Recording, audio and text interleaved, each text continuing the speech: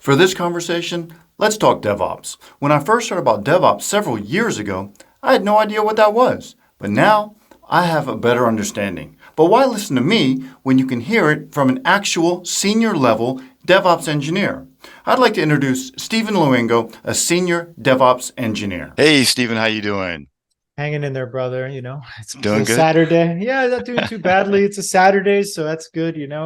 Not too rough of a week from work, so that's always a plus. So not too bad. All right, good stuff. Good stuff. Well, digging into that, can you take 2 seconds to talk about what you do and what your position, take a few minutes to describe what that looks like. Sure. So right now, I work as a senior DevOps engineer, and I've been kind of in a senior role only for about a year and change. But I've been in the technology space for at least professionally for about 8 years. But not professionally, been messing around technology for pretty much my whole life. As a kid, I messed around with like creating really crappy Angel Fire sites with all those like really crappy GIFs. Kind of went away from that, studied something completely different in college, but over time I kind of like started, kind of wanted to explore technology again, got involved with a friend of mine, messing around with Arduinos, which are like these little microcontrollers where you could kind of do fun stuff like turning on a light, or we actually built a project that was an automated garden, like turning on water pumps and temperature sensors and stuff. So very fun to kind of get into or back into like level of technology. But yeah, kind of been in IT various roles. Kind of started off in like help desk, service desk. You know, got kind of promoted and learned a lot of stuff. Kind of through systems administration.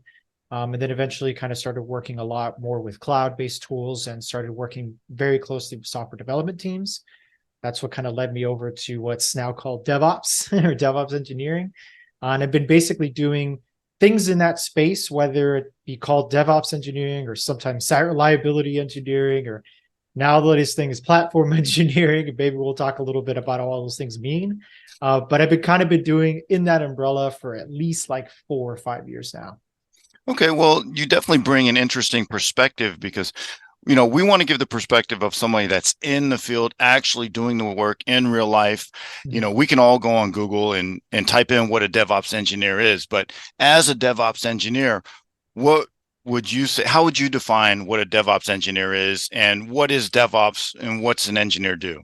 Sure. So, typical thing, you go into a room with 10 engineers, you'll get 10 different answers, especially on the internet. I mean, there's constant fighting about this on Reddit, about people constantly posting, articles, or not articles, questions. But hey, what is DevOps, or what's a DevOps engineer? And then you'll get a bunch of people like, oh, it's not a position, or oh no, it's just a philosophy, or oh, and it's just like, ad nauseum, about this. And like you said, being in the space, I've had to kind of like adopt a very pragmatic approach to this. And fundamentally, I consider myself pretty pragmatic. So, I think there's a sense of truth into both of these kind of perspectives.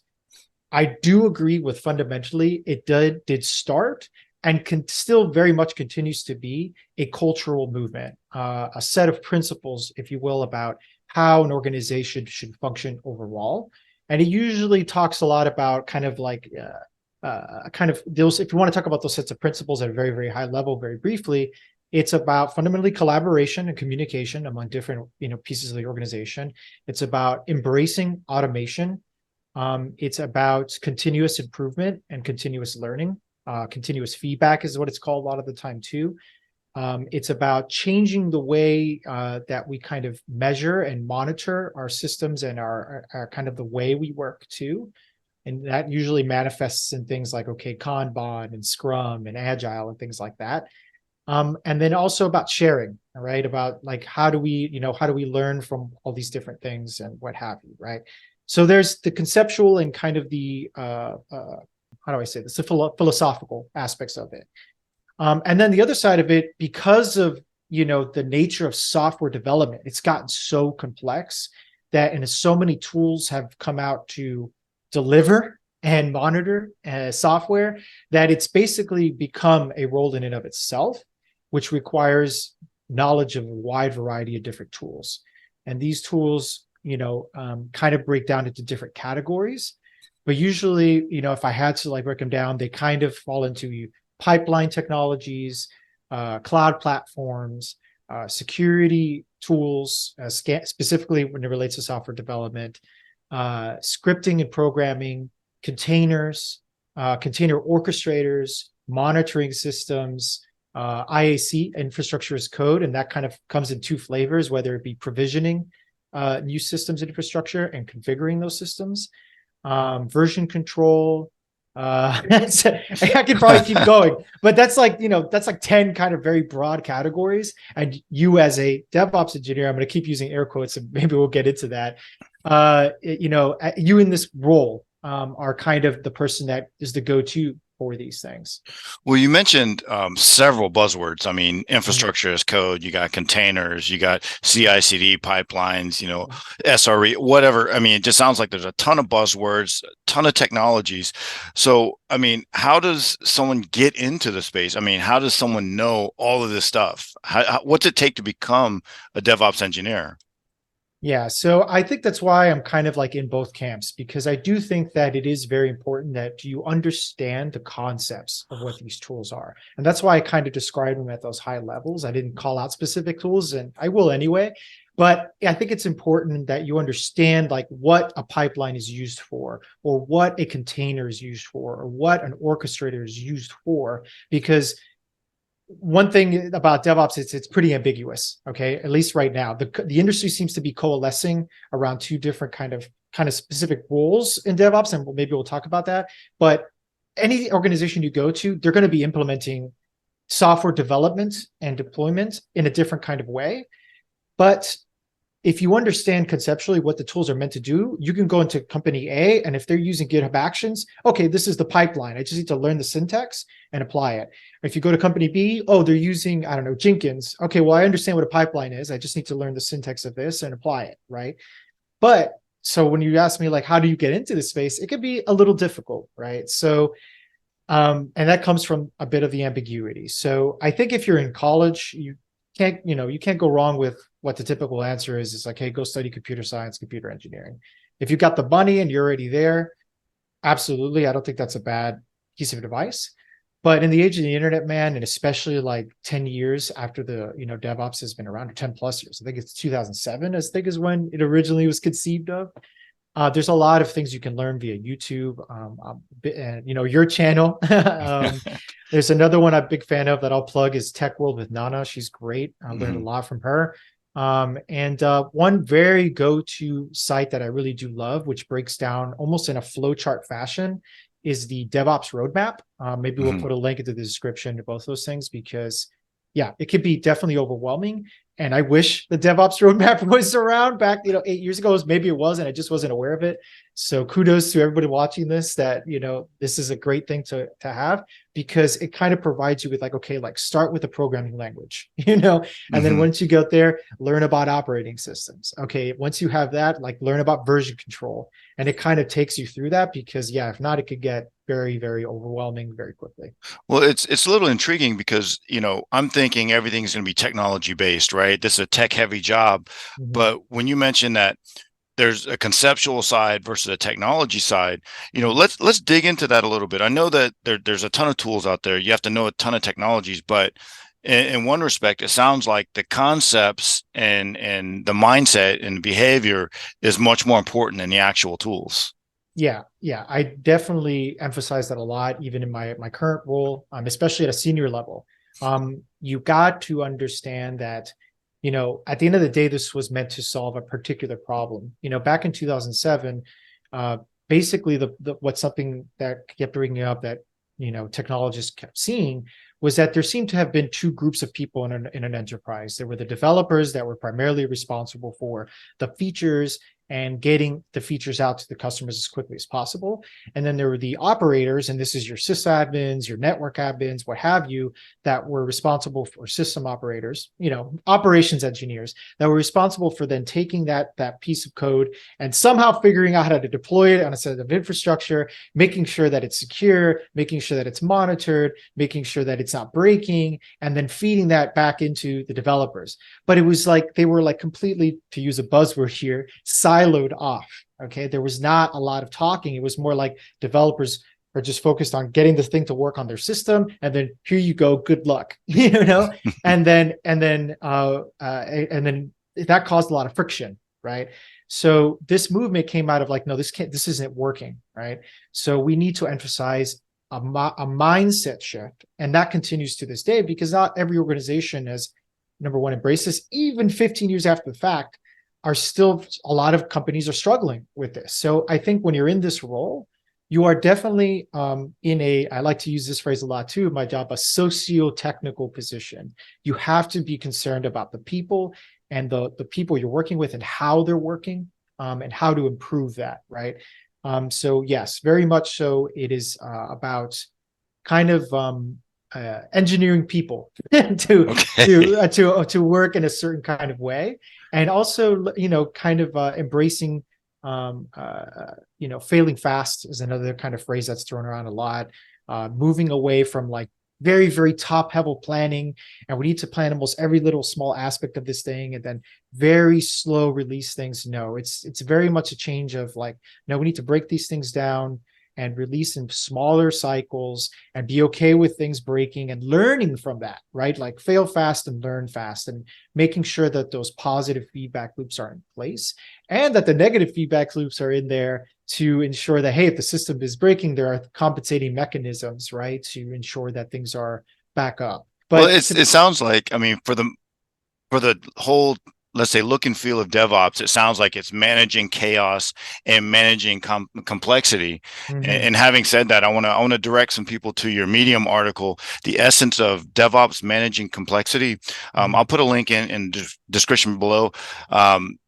Take a moment to read this article. Stephen goes in and dives a bit deeper into the mindset and behaviors and the fundamental motives behind DevOps. So take a Mhm. moment to read that, and I think that'll help bring everyone up to speed. Yeah. But as we shift back, like we've been talking about the conceptual side of things, right? On the tool set and the technology side of things, I mean, what does that marriage look like? I mean, it sounds like you have to be a rational, logical thinker, Mhm. manage the chaos, manage the people, but you also have to have this tech heavy, tech centric side of you that can bang out this technology, right?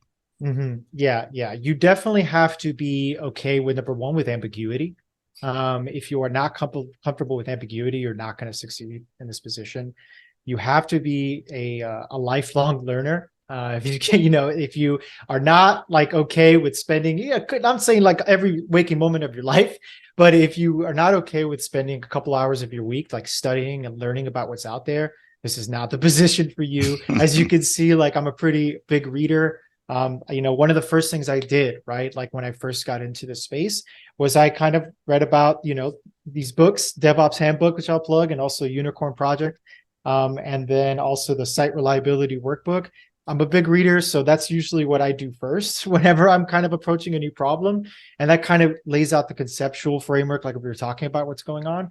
And then you have to kind of like, find a course or something like that to just get your feet wet, because yeah, man, otherwise it can get kind of crazy and you're not sure what to do. But I always tell my engineers, and I always like try to apply this too, is that you have to start with the problem. What problem are you trying to solve, right? You don't sometimes I think engineers can get too bogged down and like, oh, I want to use this particular technology, whatever. Kubernetes, right, is like the number one thing off everybody's tongue right now, and it is 100% a great piece of technology and solves a very particular set of problems around microservices and that complexity. The best tool for that, for sure, or one of the best tools. But I think it's more important though that you understand the concept of what a container orchestrator is, because not every company, like we were kind of mentioning before, is going to have the same tool or Hmm. have the same tool in place. And you have to be okay with like, all right, well, I still know what a container orchestrator is. So as long as I understand that conceptually, learning how to use ECS instead of EKS is not really a huge deal to me. Hmm. So yeah, learning about the different technologies is, a big, big part of this job. But I always go back to, at least maybe it's just the way I think about things, is let me understand the concept and the problem I'm trying to solve. And then, for my toolbox, which you definitely need to have the tools there, I could pick out the best tool for the job or the problem that I'm trying to solve. Well, and it also sounds like in DevOps, it's a completely dynamic field. Every day is going to be different. You're constantly solving problems, constantly applying different tools to different situations to find different solutions. So Mhm. it sounds definitely dynamic in that regard. Yeah. But if you were speaking to, let's say, a college student just coming out of school right now, Mhm. what would you tell them? How would you sell DevOps to them? Because it's very difficult. Like I said, it's very ambiguous, right? Everybody Yeah. knows what a developer is. They know what a database administrator is, but a DevOps guy, well, Mhm. what's that? Yeah. So, it's pretty much the role that's around a lot of like what they would call the non-functional requirements, things around reliability, the efficiency of the system, the usability, the maintainability of the entire system. If you are a person that likes working, like we kept mentioning, with a wide variety of tools, if you don't necessarily like being the super deep expert of one thing, but prefer to be kind of like the master of like a lot of different things, that this is a good thing for you. That was very important to me. I get bored very easily. So if you're a person that gets bored very easily, this is definitely, I can definitely sell you on this, because like you mentioned, no day is exactly the same.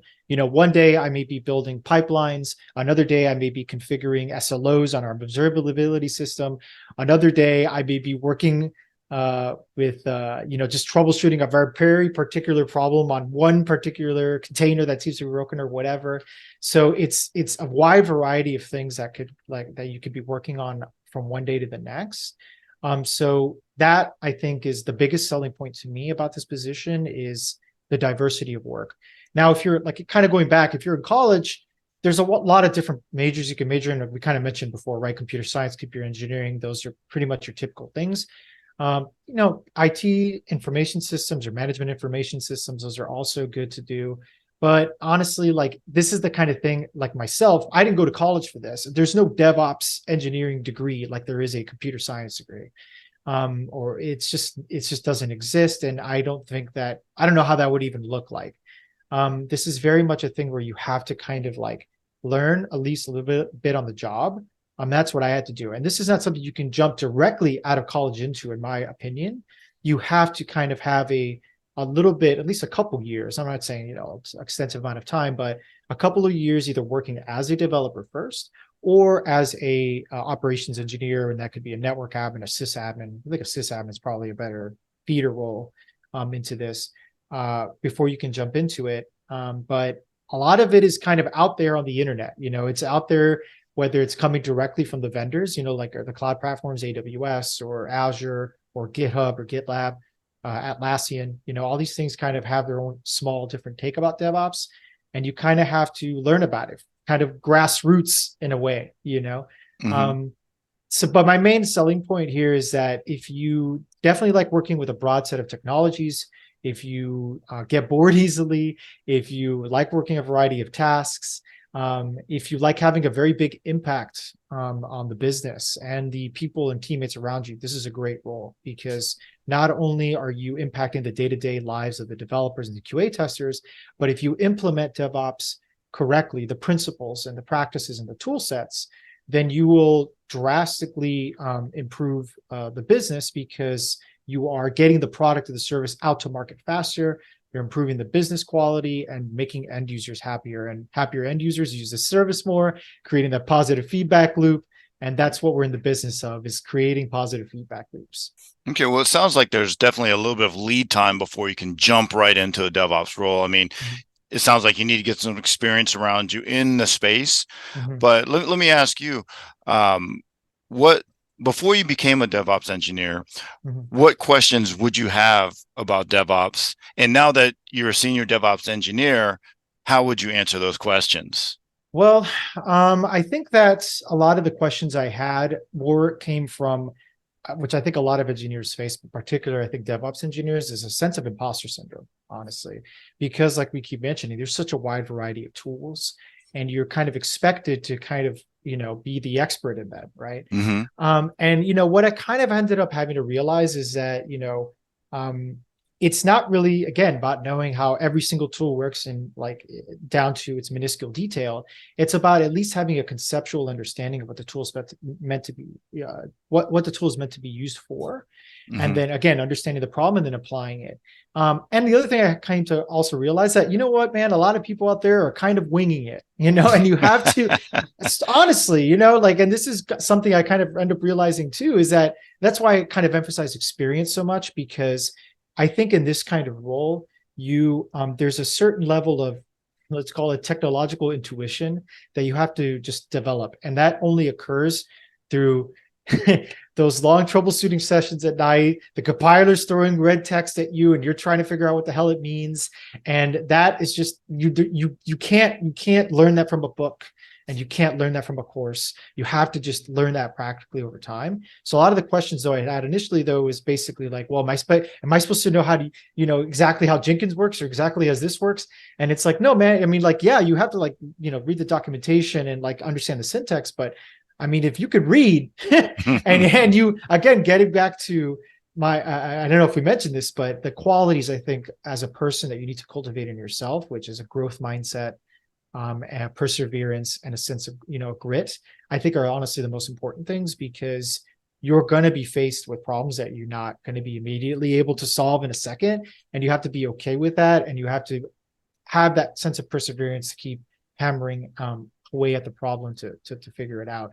So initially it was a lot of just like, because of the ambiguity of the role, because of just like of what the information that I was getting about all the different tools, I was like, oh my God, it felt a little overwhelming. But that was my initial thing. Now, as a senior person, again, I kind of mentioned this already, but it's kind of like, you know what, like this, there's no clear cut answer to this, and you have to be okay with that. It comes back to what we started this conversation with, is being okay with ambiguity and being okay with and being a good problem solver. I think honestly is a very fundamental to the role as well. Okay, well, let me ask you this. I mean, we've kind of painted a broad brush Mhm. as, what DevOps is. There's a lot of tools. We haven't dug into specifics. We understand this ambiguous, but it is a dynamic role. It's going to take some experience to get in there. So Mhm. let me ask this question. It's a simple question for anyone out there that may be watching. Um, do you enjoy being a DevOps engineer, and do you find it rewarding? Yes, I do. I do. There are a lot of things that I like about it. Again, it goes back to the diversity of work. I'm a person that gets bored easily, so doing that or being in this position lets me work with a lot of different people and tools, and I like that. So that in and of itself is great. There's also, just practically speaking, there seems to be a very huge demand in the market for people that have this kind of skill set. Because of all the things we mentioned, you provide a tremendous amount of business value if you do this correctly. So just lucratively, it's a good position to be in. And it's a little harder to hire for because of the fact that you need such a broad sense of skills. So if you do manage to become somewhat of a master, an ever learning, master of these kind of things, you will put yourself in a good position moving forward, in your career. And yeah, fundamentally I like it because it's always a new problem, a new set of tools that you can work with. And in my current role, I work in a lot of different product teams. I work with an API integrations team. I work with an internal services applications team. I'm starting to work with a data platform team, which I've never really worked with before, and I've had to kind of start learning about data engineering and things of that nature. So that I very much enjoy. But it's definitely not without its cons. Hmm. It can be a stressful role. The constant need to learn can be a burnout sometimes. Sometimes there are roles, especially if you're more in a site reliability engineering kind of role. On call can be very stressful, and it can be interrupting to your life if it's not done correctly. Hmm. Hmm. There was a role I remember being in one time where I was on call like almost every other week, and that was not fun at all. So there's things like that. The fact that the responsibilities are so broad can be overwhelming to people. So if you're not okay with a broad sense of responsibility, that can be stressful. And getting back to the ambiguity, right? Some people do not do well, right, in ambiguity. But I think that which I'm kind of think is a positive way that the industry is kind of trending towards is that finally it seems that this broad role of DevOps engineer seems to be coalescing around two specifically defined roles: site reliability engineering and platform engineering. And I think that that will help not only people trying to get into the space kind of get a better understanding of what does this person do, but also for the people already in it, it kind of will reduce the cognitive load on people in these roles moving forward. It's funny that you mentioned that the industry is coalescing around a couple of specific roles. I want to switch back to your Medium article because this is what kind of grabbed me. It starts off by saying DevOps has been mired in an identity crisis since shortly after its inception. Mm-hmm. And that just pulled me in because I never saw it as an identity crisis. I guess I was a little maybe too close, worried about just figuring out solutions, but I never really noticed, I guess, the ambiguity Mm-hmm. that you mentioned. I never really noticed that everybody's moving toward these more defined roles. So when you said that DevOps has been mired in an identity crisis, it really caught me off guard and it made me think twice. Like I really didn't notice. But Mm-hmm. as I think back, I can completely see that. You want to Mm-hmm. take a few minutes and just talk about where you see DevOps going compared to where it's been? Yeah, sure. So it kind of goes to, I kind of mentioned, I do see kind of these roles emerging. And part of it is, I think, a lot of people could kind of throw, some shade, if you will, at this. And they're like, oh, here we go, the marketers again. They're just coming up with a new name for something. And, there's always a sense of truth to that or a grain of truth to that. But I honestly think it is a good trend because, the reason I wrote that is because, sometimes you can go into one company and they're like, okay, DevOps engineer, you're just basically a glorified sysadmin. And then in another place, they're like, oh, you know what? You're actually like pretty much a software engineer. And then you go into another place and it's something different. And that can be kind of stressful. And it can also just kind of like, you're like, you don't know what to expect, right? In a role. So I think that the industry seems to be moving more towards standardization. The industry, like a lot of vendors, if you will, I think are trying to become platforms. Okay. So if you talk about GitHub, for example, at first they were just a version control system. Now it's like, okay, we also do pipelines with GitHub Actions. Or like, hey, now we're also doing security scanning those pipelines using Dependabot and code scanning. We also have projects. So you can run your, like, instead of like your stories and you're creating your user stories, you could do that in GitHub now too. Where I think before it was, oh my God, there was a lot of different things. You have Jira for creating your user stories. You have Jenkins for your CI/CD pipelines. You have New Relic for your monitoring. And I think I'm starting to see that like you can buy one thing and it does everything. And I think that is a good trend because getting all these different disparate tools, number one, learning about all of them can be kind of stressful and a lot of time consuming, but also it's and hard to integrate sometimes. I think it's good because it's all in one place. All the information is in one place. And I think that's a good trend. When we talk about roles, I kind of see the kind of it splitting into this platform engineering and site reliability engineering roles. And very briefly, it seems to be that platform engineers are very much focused more on developer experience, focusing more on the underlying infrastructure and automating infrastructure provisioning and configuring, and the tooling around streamlining development and deployment. So the acceleration, the positive feedback loop aspect of it. Site reliability engineers, on the other hand, are kind of like your guardians of system reliability and system performance. So very much focused on, the observability side of things, and that is a whole very important part of the pie, if you will. And you may like one thing more than the other. So I think that when you're a person looking for roles, now that we have more of these things, you're like, well, no, I like more of the like rapid fire incident response, that kind of thing. Site reliability engineering may be more for you. If you're more focused on like, no, I like the infrastructure provisioning side. I like working a lot closer with the developers. I like, that kind of thing, then platform engineering may be more for you.